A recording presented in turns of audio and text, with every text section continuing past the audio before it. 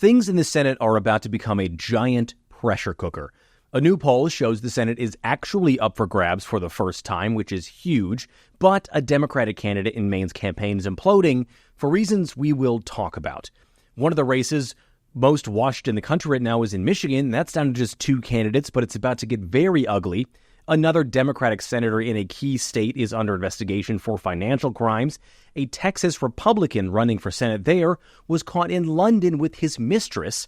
And the former leader of the Republicans in the Senate, Mitch McConnell, hasn't been seen in almost a month and is reportedly brain dead in a hospital right now. Whew. On top of that, the president is still demanding senators blow up one of their most important procedures to pass a bill that would prevent millions of Americans from voting, and now he also wants hundreds of billions of dollars more to go to fund his Department of War. I hope you all had a nice 4th of July weekend, took some time off, got a little bit of a rest, because today we are diving headfirst into a whole bunch of chaos. It's Tuesday, July 7th, 2026. Welcome back to Make It Make Sense. I'm Grant Hermes.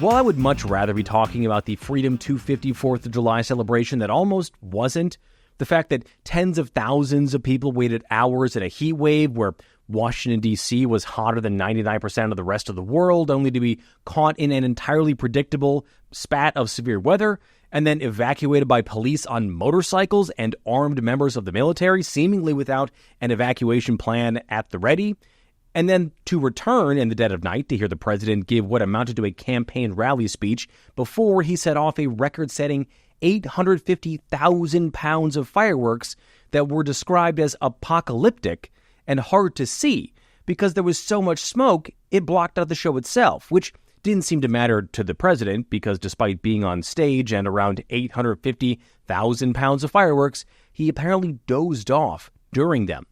And then the next day, those same fireworks caused so much smoke it forced a code red air quality alert, which means the air was unhealthy for seniors, kids, and people with medical conditions like asthma.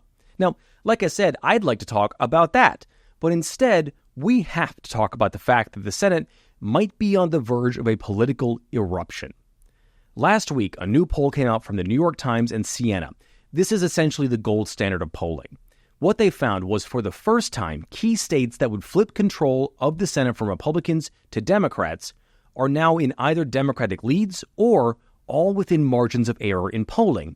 That's when you see that little plus-minus sign and then a number next to it in a poll. It means that poll is accurate within that margin, and those states are within those margins now. They are North Carolina, Maine, Texas, Alaska, Iowa, and Ohio. Right now, Republicans have control of the Senate 53 to 47. Now, technically, it's 45 Democrats and 2 independents who vote with the Democrats, but if Democrats manage to flip those seats, then they would have control of the chamber of the legislative branch that's responsible for confirming the president's nominations, like cabinet-level officials, some federal officials, and federal judges and Supreme Court justices. They could also launch serious investigations into the administration, and maybe most importantly for Democrats, should they win the House, which they're expected to do, it would mean the Senate will be well on its way to having enough votes to convict Trump of impeachment that will no doubt be coming. But just as quickly as that polling came out and those hopes for Democrats rose, they started to plummet last night after the Democratic hopeful in Maine, Graham Platner, was credibly accused of raping a woman several years ago while he was incredibly drunk. That woman came forward and spoke to Politico and CNN on camera to tell her story and say that Platner is unfit to be a U.S. Senator. I'm not going to go through all the allegations here. They are graphic, and those pieces of reporting are out there. But what I am going to say is that there are text messages that corroborate her story, there are contemporary notes from her therapist, and she went through multiple rounds of interviews to make sure that her story matched. What happened here is an example of good journalism. Platner's campaign has been absolutely plagued by other allegations that he was aggressively physical with a previous partner, he was unfaithful to his wife, which he's made amends for, and that he's been unable to give a clean narrative about why he got and then covered up a pretty well-known Nazi symbol tattoo. Now, despite all that, Platner's story as a veteran who struggled with PTSD, moved back to Maine to become an oyster farmer, and then launched a populist campaign against the state's popular Democratic governor, Janet Mills, to hopefully unseat the state's longtime Republican Senator, Susan Collins, captured the voters of Maine. And eventually Mills dropped out of the race, leaving Platner wide open for this primary win. Now, the kinds of policies that Platner was advocating for was a progressive populist, and his shaky history that was clearly not well vetted has put him at odds with the Democratic Party establishment, and that made him more attractive to Mainers who have this anti-establishment, anti-authority streak in them. So they were willing to accept Platner's apologies and explanations of his past transgressions as a man in crisis, not looking to run for office until he was, and that he was a local boy gone bad but redeemed. But these allegations now are something else. Something that is and has been seen by most voters as a red line. Platner has not yet dropped out as I'm recording this, but he is clearly opening the door to do it. Here's what he said in his video response denying the allegations. So, regardless of the inaccuracy of the reporting, but mindful of the political reality it will inflict, we are taking the time to reflect on the best path forward for the state that I love, the people that I love, the movement I belong to, and the goal of defeating Susan Collins. Those were the goals when we launched this campaign, and they remain my goals today. So that is what you say when you're trying to give the party time to find a replacement for you, which they only have until July 13th, so next week, to do. And for a lot of people, this is really going to taint the Democrats who supported him. Not that they could have known something that hadn't come to light yet, but still, there were plenty of people looking at Platner and saying something here is off. And I'll be honest here, I didn't do a lot of covering this race because, for one thing, it was a lot of mudslinging. There was a lot of accusations being thrown around. And this really, at the end of the day, was a primary race in Maine for a very small group of Maine voters. But then a whole bunch of people started coming out of the woodwork after these allegations came out. I'm talking about high-level progressive Democrats who started to unendorse Platner, and that's going to have national ripple effects. I'm talking Ro Khanna from California, Ruben Gallego from Arizona, who we'll be talking about a little later. Bernie Sanders said in a statement that he told Platner to step aside. And then, of course, you got leadership from the establishment like Chuck Schumer, and the Democratic Party of Maine are now all calling on him to drop out of the race. So that might mean that Democrats' hopes for flipping Maine are over. What it doesn't mean is over is that we will need to continue to have a conversation about the men who want to lead us and why this happens over and over and over. But that is not the only race this cycle that might get upended. This time, it's Texas on the other side of the aisle. In this race, it's Republican and current Texas Attorney General Ken Paxton, who's running against Democratic State Representative James Tallarico. Paxton won his primary over longtime Texas senior Senator John Cornyn after getting a huge endorsement from Trump and a healthy influx of money from MAGA World too. Now, Paxton is not a well-liked guy. Even in Texas, among Texas Republicans, he was nearly impeached by his own party, which brought 20 articles of impeachment against him in 2023 for abusing his power as Attorney General. And you can think of articles of impeachment as like legislative equivalent to a grand jury indictment. Paxton has admitted to having an affair with a staffer in 2018 before she was hired by one of his political donors in exchange for favors, and his wife filed to divorce him in 2023 on biblical grounds, which is a thing in Texas apparently, because he was having another affair that is still going on because Paxton and his mistress were seen in London for the 4th of July weekend. Now, it's one thing to be on vacation abroad during the 4th of July while you're running for U.S. Senate. That's weird. It is definitely another thing to go to England to do it, the place that we fought to leave. And then it's entirely another thing to do it with the woman you're currently cheating on your wife with. Now, the race is tied in Texas right now, and there's still a lot of time between now and Election Day, 119 days to be exact. People have short memories, and it's Texas, which is Republican country.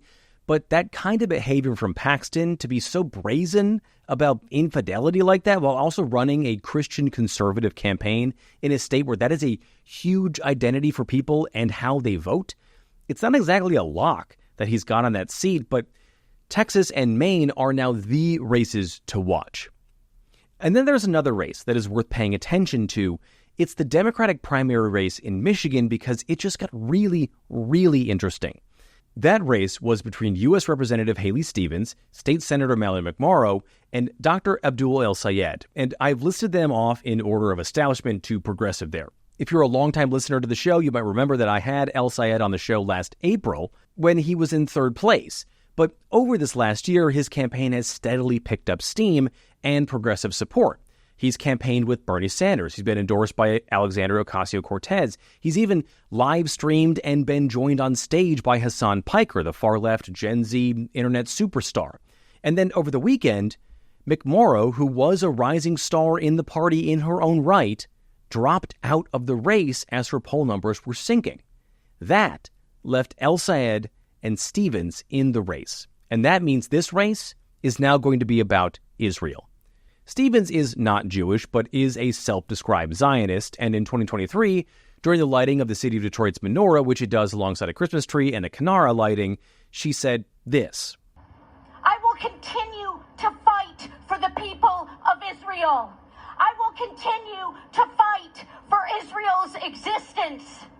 Israel comes to me in my dreams. I see Israel's future, and I know that Israel will continue to exist for the Jewish people. So, yeah, weird, I know. But Stevens is also a little odd. I've covered her for a while now, and that's what she's like when she's on stage. But that is also right in line with how she actually feels about Israel. El-Sayed is staunchly opposed to U.S. support of Israel and its current government and is avidly pro-Palestine. And while he is a public health doctor and would like to make this race about healthcare and better governance, and Stevens is a Michigan-born and bred Democrat who wants to make this race about manufacturing and auto jobs, it's going to be about the split in both the Democratic Party over Israel and the broader split over U.S. support for the Israeli government and its treatment of Palestinians. A lot of money is about to flow into this race from pro- and anti-Israel aligned groups. And that is worth watching.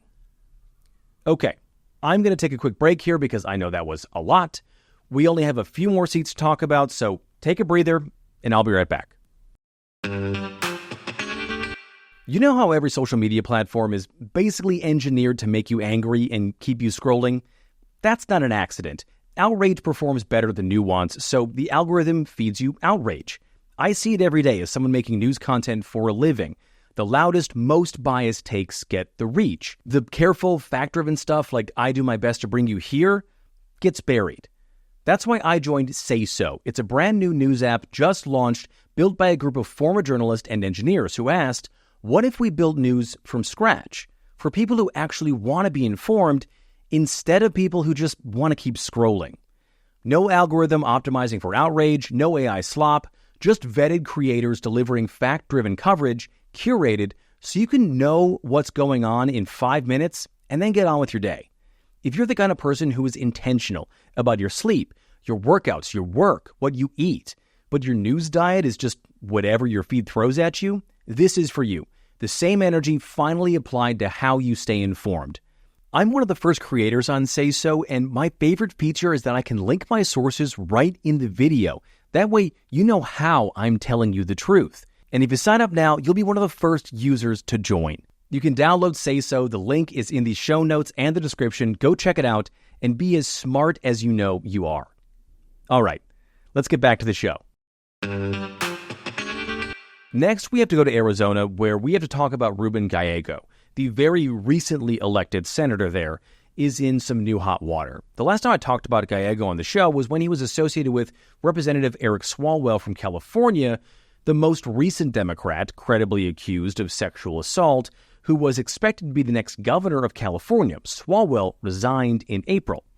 Gallego and Swalwell were close friends when Swalwell was in Congress, and Gallego had been accused by a Republican in Florida, Paulina Luna, of inappropriate behavior with women in the U.S. Capitol.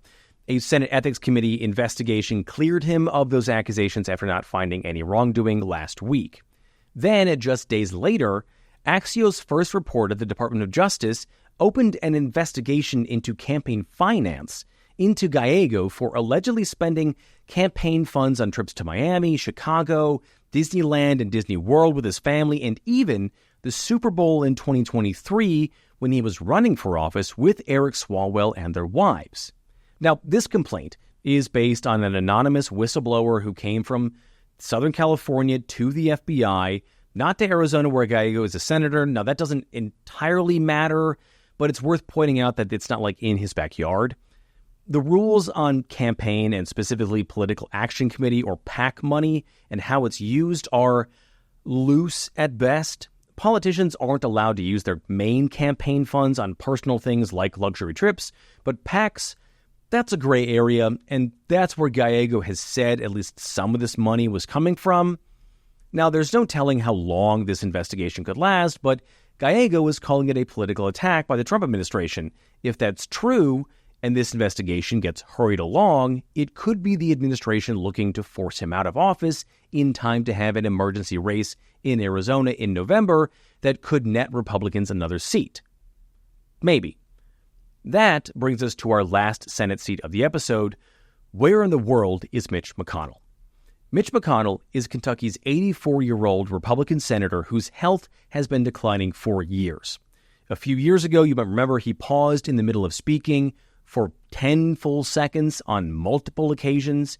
He's been having episodes of clear confusion and cognitive decline while doing the job of being a senator, like on a microphone. He's fallen multiple times, including one time that gave him a concussion. He was hospitalized with the flu back in February. And then this spring, he was being wheeled around the Capitol by staffers in a wheelchair. And then on June 14th, he was found unconscious at his D.C. home, and paramedics had to perform CPR on him before he was taken to the hospital, where he has not been seen or heard from since. Now, his staff says he is alert and receiving excellent care, but they haven't given any updates as to what happened, how it happened, or how long they expect McConnell to be in the hospital. And then a few days ago, the reporter that has been covering this the closest reported that Mitch McConnell is brain dead and not functioning. And despite that, his wife left to go on a trip to China for 3 days. And then today, Republicans in the Senate and MAGA commentators started saying they were having 20-minute conversations with McConnell about complicated policy issues like Iran and Ukraine. The leader of the Senate, John Thune's spokesperson, said the two talked yesterday by phone. They had a lengthy and substantive conversation that covered a variety of topics, including national security. But so far, there's been no video from McConnell or even an official statement from McConnell, which, if he was able to have a phone conversation, he should at least be able to dictate a statement to one of his 40 staffers. Now, McConnell isn't running for re-election, but if he were to resign or be unable to remain in office, it would trigger a special election in Kentucky unless it's less than 56 days to Election Day. Now, while this lack of communication or control of the story is very not Mitch McConnell-like, it would be very McConnell-like to try and find a way to work the rules to avoid giving Democrats a chance at a vote or a seat in the Senate, even if it was only for a few weeks before the election. Now, we can't know right now what is actually happening because of HIPAA laws and the black box that has been McConnell's office, but it's safe to say that Kentuckians are starting to get frustrated with that lack of transparency, and so is the rest of the Senate. Okay, one last thing we have to talk about before the end of the show today is Trump not backing off his push for the Save America Act, which might force a revolt among the GOP in the Senate. Instead of backing off, though, he is doubling down. In a Truth Social post yesterday, Trump announced he's demanding the House and Senate give the Department of Defense $350 billion on top of the $1.5 trillion the Senate has already set aside in its new defense funding bill. Trump wants to jam the Save America Act into that $350 billion defense add-on, in which, if you don't remember, the Save America Act is the restrictive proof of citizenship, voter ID at the polls, and mail-in voting ban bill that would likely prevent tens of millions of Americans from voting in November. Well, the bill has not had the votes to pass the Senate without ending the filibuster, which the Senate doesn't want to do. And to jam the SAVE Act into this defense money, Trump wants to use a process called reconciliation. Hang with me, it's kind of complicated. It's a budget process, but put really, really simply, it means that both the House and Senate agreed to this ballpark budget numbers, and then the specifics of those things are worked out by committees after it passes, but they have to be close to the estimates. Most importantly, a reconciled budget can't be blocked by the filibuster, and anything attached to it also can't. That's part of the law that set up this process, and is also why Trump wants the Save America Act in there. Now, this is an unpopular idea. First, it's likely illegal or at the very least against House and Senate rules. Things like annual education and defense spending aren't allowed to be decided on through this process. Second, senators don't like being played for the fool. They know when they're getting worked, and that's what's happening here.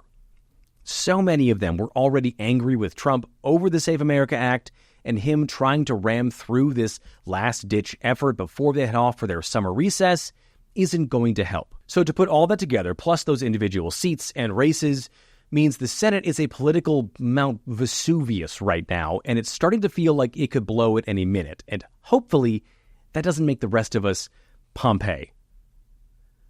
Okay, that is it for today's episode. Please rate and review the show wherever you get your podcasts. Subscribe to the Make It Make Sense Substack, where this week's Things You Forgot from Civics class is about the difference between patriotism and nationalism, why we mix those up, and why we really shouldn't. That is just for paid subscribers, but I wanted to start saying thank you to some of my subscribers each week, new and old. So thank you to Marianne, Kathleen Zimmerman, Reformed Republican, MD McMorrow, Karen Alsop, Coach Paul Lewis, and Dad's Important Dad Stuff. Thank you so much for subscribing to keep this show going. And if you want to subscribe to get access to the Substack for less than $1 a show and get a shout out here on the podcast, the link to that is in the show notes. Otherwise, you can share the show on social media. I am at Grant Hermes on Twitter, Blue Sky, and the SaySo News app, and at Grant_Hermes on everything else. Thank you so much for listening today. I'm Grant Hermes, and I'll talk to you next time.